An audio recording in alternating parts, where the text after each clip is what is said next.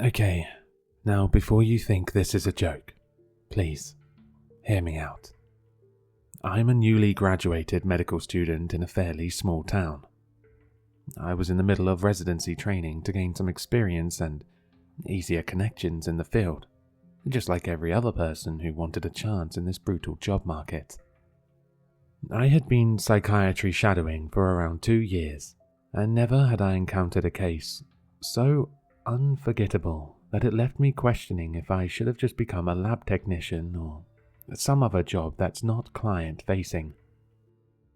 I have always respected patient confidentiality, believe me, but just this once, I have to make an exception, and you'll soon see why. All the names have been changed to protect the identities of the individuals involved. About 3 months ago, the psychiatrist I was working with, Dr. Kim, gave me the opportunity to try taking on a patient of my own. We worked in a small private clinic with 6 other doctors in a shared building. So far, she had always been in the room with me during appointments, so, of course, I wanted to prove that I was ready for the challenge. She told me it was someone who got referred from their family doctor to see a specialist, like the majority of new patients. I gave the prognosis papers a quick glance. Nathan Summers, 27, male. Delusions about identity. Diagnostic impression? Schizophrenia. It wasn't my first time dealing with schizophrenia before. For those who don't know, these are false beliefs that are not based in reality. For example, you think that you're being harmed or harassed. You interpret patterns in everyday objects as messages or, I guess in this case, who you even are. It was a relatively quiet day when the clinic doors swung open. Footsteps could be heard approaching the receptionist table. I spent a couple minutes gathering all the necessary paperwork and poked my head out of the office. "The doctor will be right with you. Please come this way." Some muffled chatter approached behind the door. That was my cue. "Nathan?" I called out into the hall, expecting a man. A short woman with dried-out brunette hair and dark circles walked in. Her brows were furrowed and her eyes filled with desperation, like she was on the verge of tears. "I'm Rena, his wife," she said wryly. Her lips wrinkled the smallest attempt of a smile as she reached out her hand. "Pleasure to meet you, Rena," I said while I shook her hand. Trailing in behind her was who I assumed her husband. He was wearing a 6-foot-tall mascot suit of sorts. That was the splitting image of Garfield. Look, initially I laughed too. Not out loud, but in my head, when I saw the goofy costume. I thought this had to be a joke. Maybe Dr. Kim was setting me up to see if I could detect bullshit, and this was my true test of knowledge. Either way, I was intrigued. The man's orange and white fur was matted and filthy, covered in food stains, and the smell... Let's just say I felt slight regret at that moment for accepting the case. Nonetheless, I wasn't going to turn away anyone who came for help, and it certainly wasn't my place to judge someone. I knew firsthand that mental illness can really put you in a bind for hygiene and personal care. That was part of the reason why I studied psychiatry in the first place. I wanted to help others who were in a similar position to myself. I smiled at the two, gesturing for them to take a seat. "And you must be Nathan?" I asked the man in the suit as his wife lowered him into the chair with her guidance. "Why do people keep..." The woman quietly muttered. "He's not talking right now," she answered, her lower lip quivering. "Oh?" "He refused to talk ever since he started doing this." "I see," I nodded. I guess that's why she had to come in with him. It would be a little challenging without communicating with the patient directly, but I guess it couldn't be helped.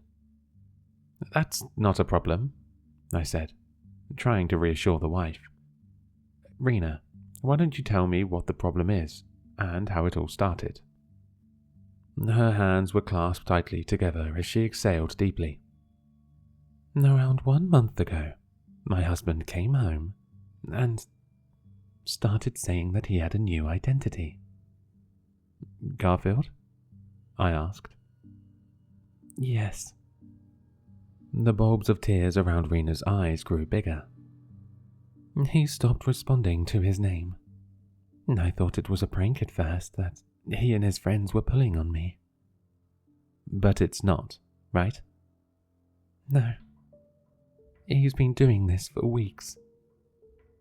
You've been wearing this suit for weeks, Nathan? I looked at him, concerned. Rena shook her head. That's not...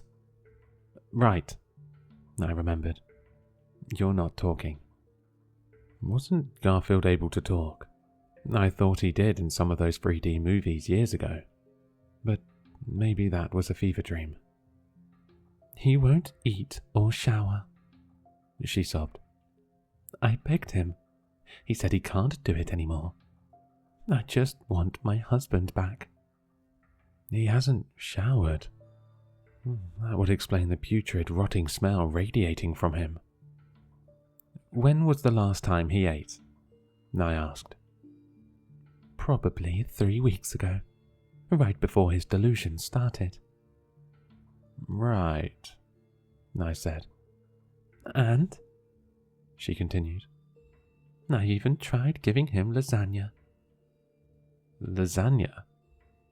Garfield's favourite. She clarified, catching her falling tears with the sides of her sleeves. I gave her a tissue as I flipped to a new page in my binder. The thought of him living in his own filth inside that damp suit was sickening. I genuinely considered the possibility that maybe this was all just an elaborate trick. And this woman was an Academy Award-winning actor.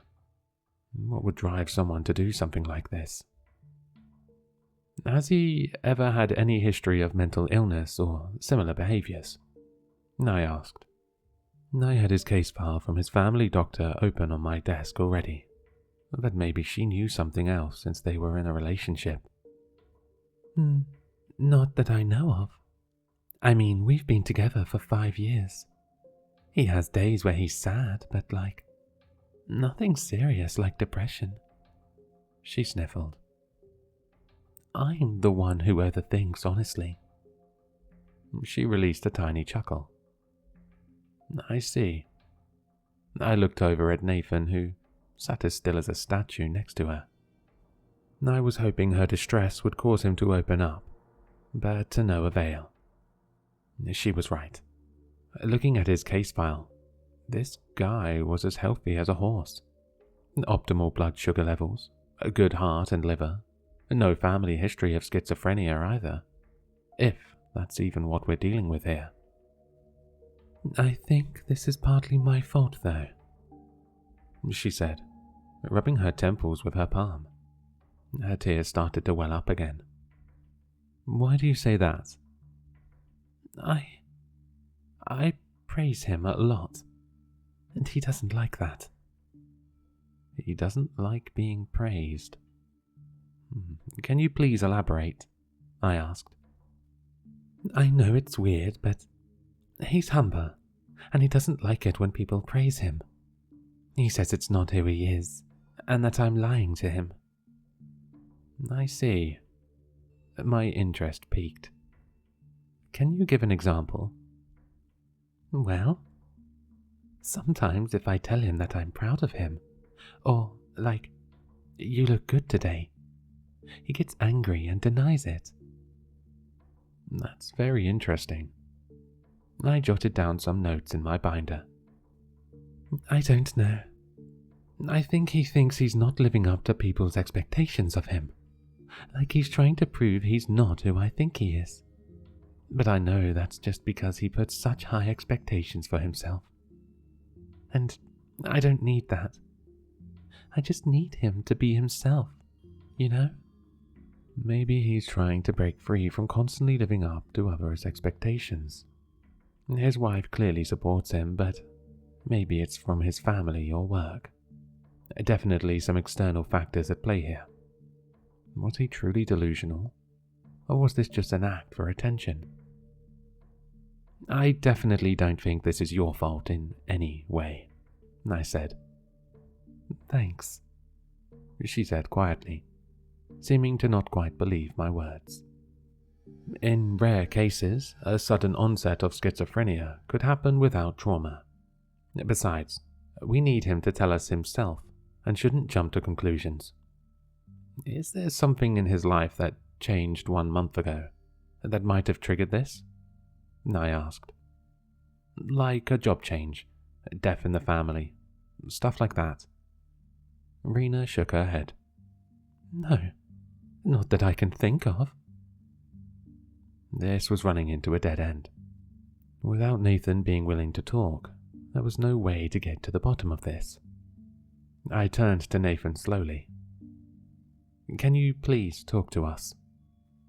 The man's head turned, but there was no nod. Only a slight grunt came out. The meshed eye holes were black and unending, perfectly concealing what was behind it. The lazy but smug facial expression on Garfield permanently plastered on his face as he turned his head. Part of me was afraid that there wasn't even a person in there. I said again, Your wife is very worried about you, and we just want to know what's going on. Did something happen to you a month ago? Nathan slowly nodded. I felt both excited and terrified. I continued. Can you let us know what happened? I want to help you. The costumed man slowly raised an arm towards his head, drawing small circles. Rena tensed up in her seat as I did, trying to interpret his actions. I'm not sure what you mean, I said. Is that a circle? He shook his head, instead patting the top of the mascot head with his hand. Your head? I asked. He nodded. My heart skipped a beat. Is there something wrong with your head? He nodded again, faster and harder. I turned back to Rena. Do you know what's wrong with his head? He went on a fishing trip with his friends about a month ago. She shifted in her seat. He slipped and hit the back of his head on some rocks, but it wasn't a serious injury. Wait, how serious was it? I asked, leaning forward in my chair. I thought it was strange that she didn't bring this up earlier, as it seemed pretty significant given the timing. Like, just a bump on his scalp. It didn't bleed or anything. He was back up in minutes, according to his friends. Maybe the injury was more serious than you thought, I suggested. She paused, seeming to realize her mistake. Oh God, you're right. That didn't even occur to me. There was only one thing I could do. I turned once again to the suited man, the lifeless black mesh staring deep into my soul, concealing any facial expressions he had. Was he content? Angry? What was he feeling right now? No one could tell. Can you please remove your mascot head then? I asked, trying my best to sound calm, despite how anxious I was becoming myself. I want to examine your head injury from your fishing trip. Is that all right? He shook his head. I took a deep breath and adjusted my tone. I felt like I was talking to a child. We just want to take a quick look. It will only take 2 minutes. You can put the head back on as soon as I'm done. He shook his head again. His wife looked at him worriedly, and then back to me. Oh, how badly I wanted to yank that Garfield head off of him and tell him to snap the fuck out of it. The musty stench of the suit was now dominating the room. irritating my nose even through my mask. But a part of me was also terrified of what was under his head. A man who hadn't properly showered or eaten for weeks. I can't imagine what a horrible state he would be in. What if Nathan wasn't even the one inside there? Had Rena even seen him without the costume on? Legally, I couldn't remove his mascot head without consent. It was part of his clothing. But maybe... Rena, I said. Can you please take the mascot head off of your husband? I asked, but it was more of a demand at this point. Rena shot me a panicked look. Her hands flew to her chest in defense. I don't know if that's a good idea, she said. Wouldn't that hurt him? I took a deep breath. I had a feeling she would be hesitant. I know, but we can't help him this way. I'd rather someone he knows and trusts like you do it, or else we'll have to take him to the hospital, and the hospital may likely use force. Rena dipped her head down, her fingers fumbling around in her lap. She let out a deep breath before raising her head to meet mine. Okay, she said, her voice trembling with fear. I'll do it. The woman stood up from her chair and placed her hands on the obscenely large mascot head. I'm sorry, baby. I'm doing this because I love you. Her arms began to pull upwards, the hole for the head beginning to lift, revealing Nathan's neck. A loud crash. The next few seconds happened so fast that I barely had time to process what was happening. Rena let out a blood-curdling scream. Nathan tackled her to the ground. Both of them hit the floor, hard. He pinned her in place while his fur-covered hands wrapped around her throat, growling, enraged. No, stop. I'm sorry. Rena screamed as he heaved angrily through the suit.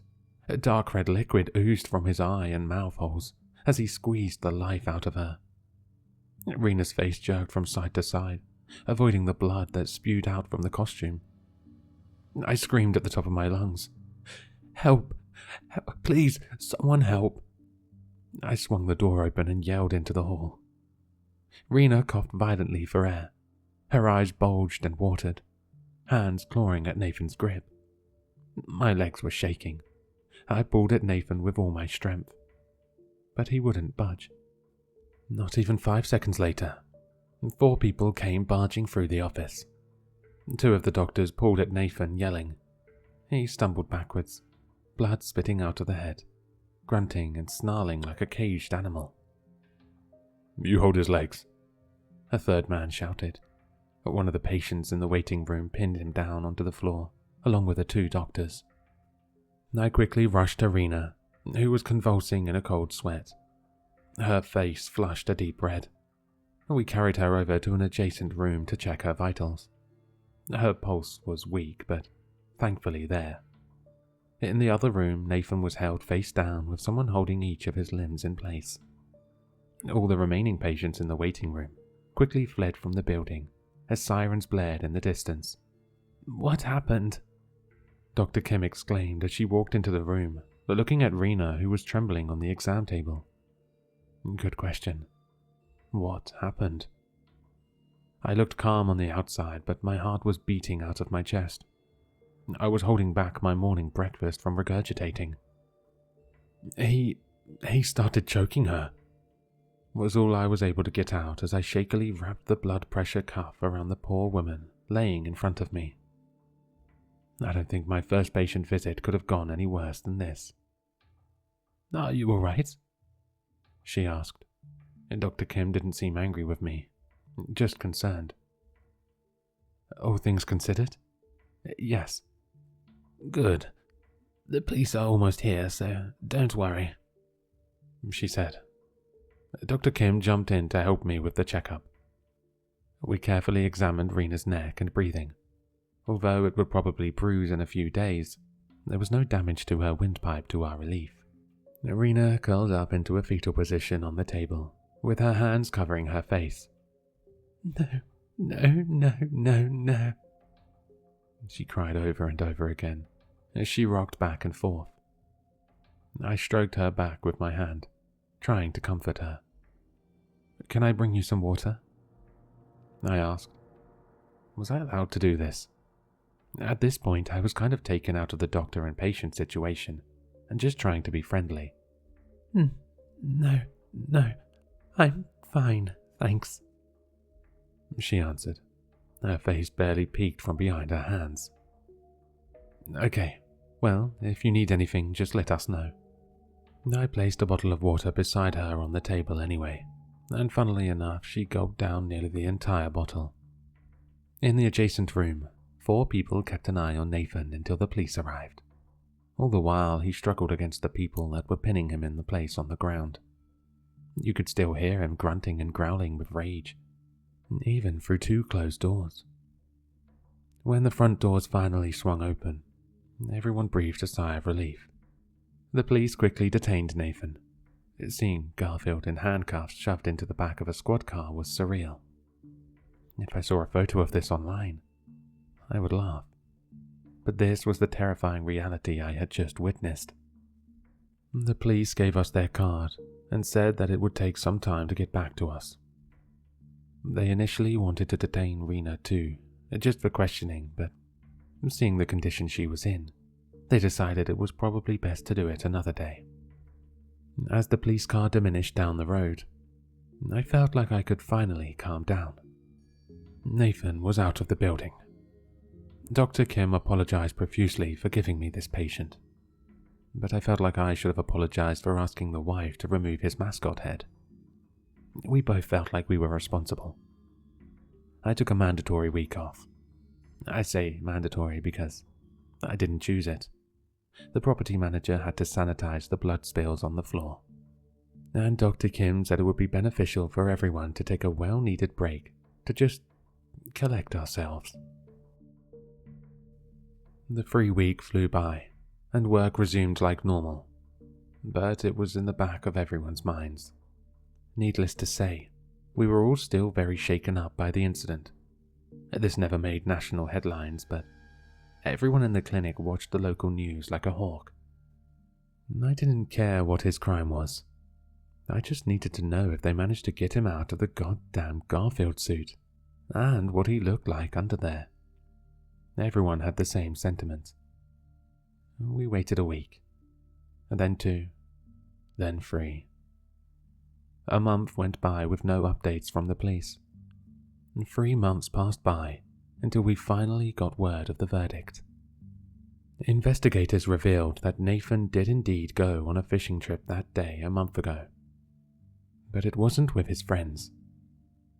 In fact, his friends thought he was out of the country because they hadn't heard from him for over a month. He was alone near the lake fishing when an unseen perpetrator caused blunt force trauma to his head. As for removing the Garfield suit, it was a strenuous ordeal. 82 stitches had to be carefully cut to remove the first suit that was sewn directly into his skin with fishing wire. His wounds were infected with gangrene and festering with pus, including his eyes and lips that prevented him from talking. And yes, it was Nathan Summers inside that suit, with his skin slowly rotting away. When they searched their house, it clearly belonged to a fanatic. It was filled brim to brim with Garfield paraphernalia, plushies, dishware, toiletries, you name it. Inside one of the drawers was a marriage certificate that read Garfield and Rena Tamwood. That was obviously edited. They found a closet with several mascot costumes that were identical to the one Nathan wore, and the same kind of fishing wire used to attach him to the suit. That wasn't a huge surprise considering what we had witnessed, except Rena was the one shown in handcuffs. Her mugshot photo with her crispy brown hair and solemn expression flashed across the TV screen. Thinking back on their visit that day 3 months ago, it occurred to me that not once had she referred to her husband as Nathan. I don't think I'm going to work as a psychiatrist anymore.